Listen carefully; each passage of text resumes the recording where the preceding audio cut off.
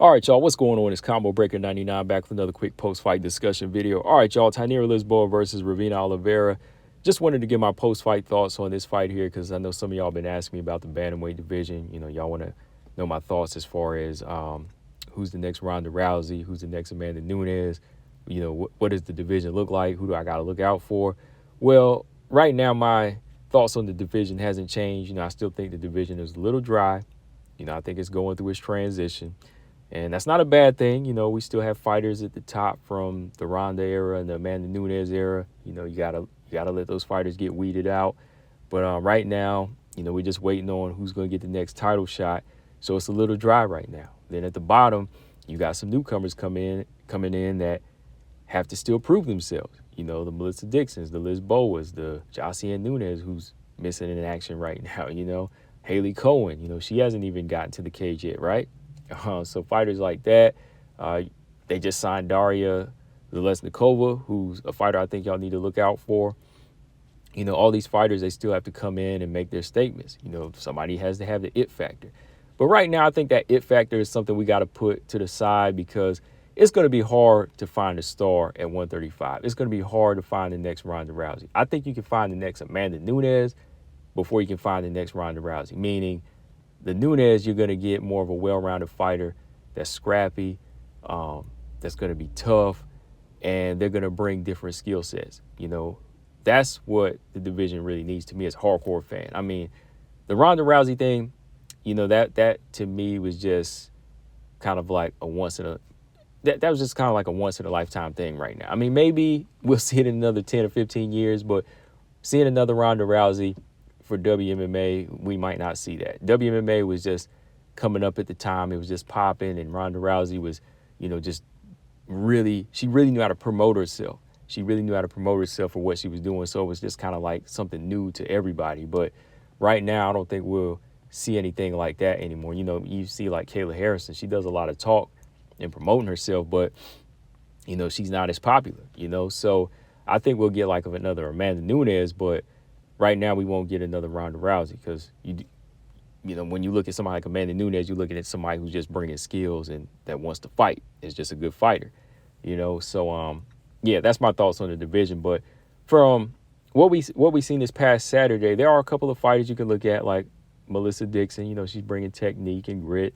And Tainara Lisboa, she's coming in here showcasing some well-rounded skills. She's got a little name for herself, having fought Valentina in the Muay Thai world and fought a couple other fighters, I believe, that are in the UFC that, they fought in the past. So, she's bringing something. She's bringing a little bit of excitement and technique. So I think it's just something we got to wait for. But as far as this past Saturday, Melissa Dixon put on a good fight.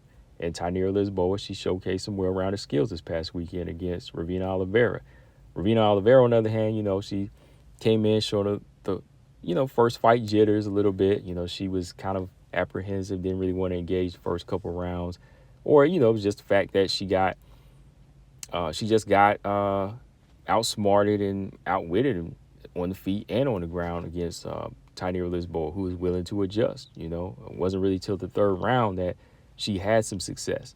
But to me, Tainara Lisboa, as a Muay Thai fighter, I think that she's transitioning well, to an MMA striker and a grappler because she was doing a little bit of everything. So I think Lisboa is a fighter that you need to look out for, to anybody wanting to, still tune in and see what's going on with the bantamweight division. But still a little early to tell, even with Dixon. Really going back and looking at the fight, Lisboa, I thought she started it off the way she usually does, with, her stand-up. She showcased some good precision shots. She was snapping the head back of Oliveira with a couple good right hands. I thought she was about to knock her out, man, because she was landing them things like on the money, and just cutting off the cage and putting a lot of pressure on, engaging in that tie clinch. But Oliveira was able to reverse it and get Lisboa down. But this is where Lisboa, she got her own takedown. When she got back up and showcased some better ground control, she was showing that well-rounded skill set. Then going into the second round, she was able to get Oliveira right back down to the ground and keep it there for like 3 or 4 minutes, just mauling and striking Oliveira and keeping her on her back. Oliveira didn't really have any offense off of her back or really any adjustments to make, So I like what I was seeing from Lisboa. The whole round was a good grappling round for Lisboa. Finally, Oliveira, she turned it up in the last round, started to go after it, punch her way in and land some good shots on Lisboa, started pressing her to the cage. And that's what I was saying. That's what you got to do to, somebody like Lisboa. She's a better striker. And, she can also fight on the ground, but you have to throw the rules out and get dirty. Oliveira, she had to get dirty, and that's where she showed success. When she forced a fight, Oliveira got a takedown, and she did much better this round with her grappling. She was keeping top position and just kept getting grittier with her work in there. So for me, I think pushing forward for Lisboa, she just has to work on her takedown defense a little bit more. Just kind of use angles and don't get pressure to the cage, because some of these bigger fighters as she moves up that like the pressure, like, even like a Julia Avila, Miesha Tate, or Ketlen Vieira, they'll put that pressure on her, once they get past her striking, especially for Ketlen Vieira, because she's a bigger fighter. But, at this point, I think Lisboa, she could have success with her hands against like a Miesha Tate, but somebody bigger like Ketlen Vieira, that's somebody she's got to watch out for.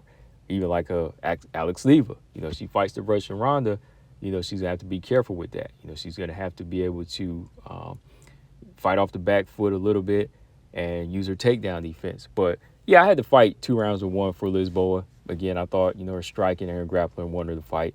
But yeah, still a little early to tell as far as who's the next big thing at 135. I think that bantamweight is just going through its transition right now, because, a lot of the fighters there either at featherweight and PFL or 155 pounds, going up in weight, or the action's at flyweight right now. And that's okay, man. Every division has its day. 115 has its division. 115 had its day after 135 did. Or they kind of coincide together. They were next to each other at the same time when they were on fire at first in the UFC. 135 and 115. But then when 125 came around, started taking over, started picking it up, and now it's the top division, so maybe 135, it'll get back on the map. But right now, they got new fighters out to come up that just need to prove themselves, and then we'll see where it goes from there, y'all. So yeah, I think right now the fighters at the bottom, there's somebody to look out for, but don't be looking for another Ronda or Amanda Nunes anytime soon, y'all. Combo Breaker 99, I'm out. Subscribe. Peace.